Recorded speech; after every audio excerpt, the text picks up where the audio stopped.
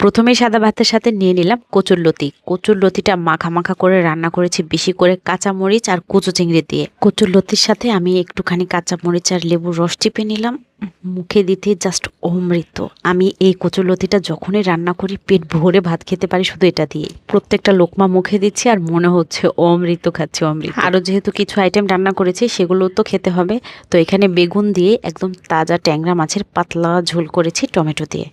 এটাও খেতে খুব মজা। এই ধরনের পাতলা পাতলা ঝোল গরমের দিনে খেতে খুব শান্তি লাগে। আর এরকম রসালো লাল টমেটো ভাতের সাথে মেখে খেতে তো কোনো জবাবও নাই। এই রান্নাটাও এত মজা হয়েছে, আমি এর মাঝখানে আরো 2-3টা মাছ নিয়েছিলাম, দেখানো হয় নাই। শেষের মাছটা আবার আপনাদের দেখালাম। বাচ্চাদের জন্য মুরগি রান্না করেছি আলু দিয়ে, খুব কম মশলায়। তো এটাও একটু চেখে দেখছি কেমন লাগছে। খুব বেশি খাবো না, অল্প পরিমাণে একটু জাস্ট টেস্ট করে দেখছি কেমন হয়েছে। আলহামদুলিল্লাহ, এটাও খুব মজা হয়েছে। কাঁচামরিচ দিয়ে মেখে খাওয়ার পরে আর ঝালের অভাবটা ফিল হয় না। বাকি মশলা তো সব ঠিকই আছে।